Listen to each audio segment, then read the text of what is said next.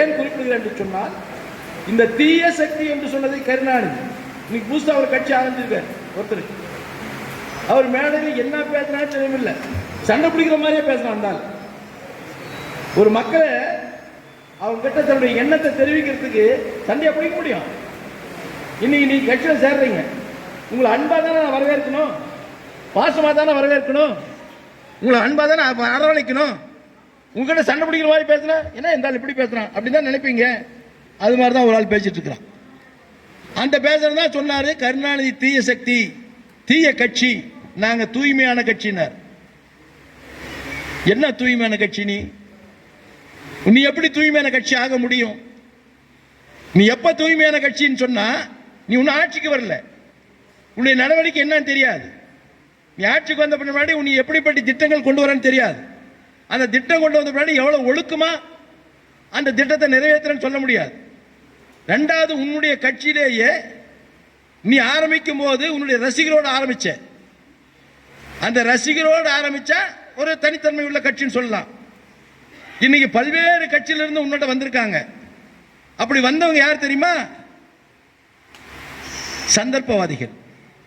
எங்க இடம் கிடைக்கும், எங்க வாய்ப்பு கிடைக்கும், எங்க வசதியான தலைமை பொறுப்பு கிடைக்கும், அங்க கிடைச்சா எங்க அடுத்த தேர்தல் நாம ஒரு பதவிக்கு வரலாம் அப்படின்னு நினைக்கிறவங்க தான் உன்னோட சேர்ந்திருக்காங்க. உங்க கொள்கை பரப்பச்ச எல்லாம் யாரு? லாட்டரி டிக்கெட் விற்கிறவன், இந்தியா முழுசும் லாட்டரி டிக்கெட் விற்கிறவன். அவர் ஏற்கனவே ஒரு கட்சிக்கு போனார், திமுக வந்தார், அங்கிருந்து வெளியேறி விடுதலை சிறுத்தை கட்சிக்கு வந்தார்.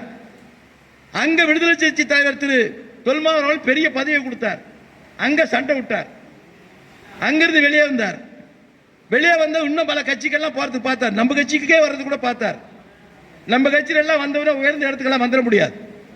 ஏன்னா அது உழைக்கிறவனுக்கு கட்சி, உழைக்கிற கட்சினாலதான் இன்னைக்கு ஒண்ணுமே இல்லாத கிராமப்புறத்தில் இருந்த ஒரு சாதாரண எடப்பாடி பழனிசாமி இந்த கட்சிக்கு போச்சு ஆயிருக்கிறான்னா, உழைச்சி உழைச்சி உழைச்சி தலைவருடைய நல்ல பேர் வாங்கி அவருடைய உயர்வாலும் அவருடைய எண்ணத்தாலும் தொண்டனுடைய சந்தோஷத்தாலும் இந்த இடத்துக்கு வந்திருக்கிறோம்.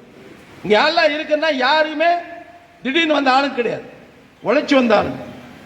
அவர்கிட்ட இருக்கிற ஆளுங்க சந்தர்ப்பவாதிகள், ஏதோ ஒரு வகையில் ஒரு பதவிக்கு வரும். அது மாதிரி தான் நம்ம கட்சியிலிருந்து ஒரு ஆள் போயிருக்கான், நம்ம கட்சியிலிருந்து ஒரு ஆள் போயிருக்கார், திரு செங்கோட்டையன். இந்த செங்கோட்டையன் யாருக்கு தெரியும்? 50 ஆண்டு காலம் 53 ஆண்டு காலம் இந்த கட்சியில் இருக்கிற எல்லா பதவியும் சுகத்தை அனுப்பிச்சிருக்கு, எல்லா பதவியும் சுகத்தை அனுப்பிச்சிருக்கிறேன். எத்தனை முறை அமைச்சரான, அந்த அமைச்சராகிறதுக்கு யார் காரணம்? இந்த கட்சி காரணம். அந்த பதவி கிடைக்கிறதுக்கு யார் காரணம்? இந்த கட்சி காரணம். இன்னைக்கு பொருளாதாரத்தில் மிகப்பெரிய உயர்ந்த இடத்துல இருக்கிற பல கல்லூரிகளை வச்சிருக்கிற, பல நூற்றுக்கணக்கான ஏக்கர் நிலங்களை வச்சிருக்கிற, அதுக்கு யார் காரணம்? இந்த கட்சி காரணம்.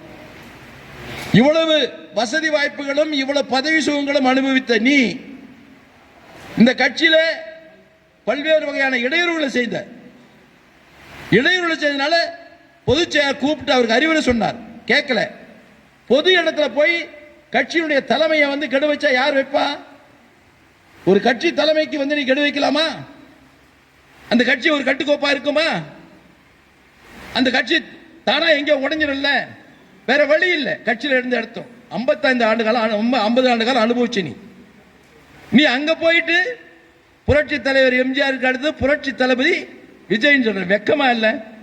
இப்படிப்பட்ட கலவையான மக்கள் தான் அந்த கட்சியில் இருக்கிறாங்க. அதனால அவருக்கு ஒரு கருத்தை சொல்றேன், அது தூய்மை கட்சி இல்ல, கலப்பட கட்சி. எப்படி கலப்பட கட்சினா, செங்கோட்டம் போயிருக்கிறார், இன்னொரு கட்சியிலிருந்து போயிருக்கிறார்.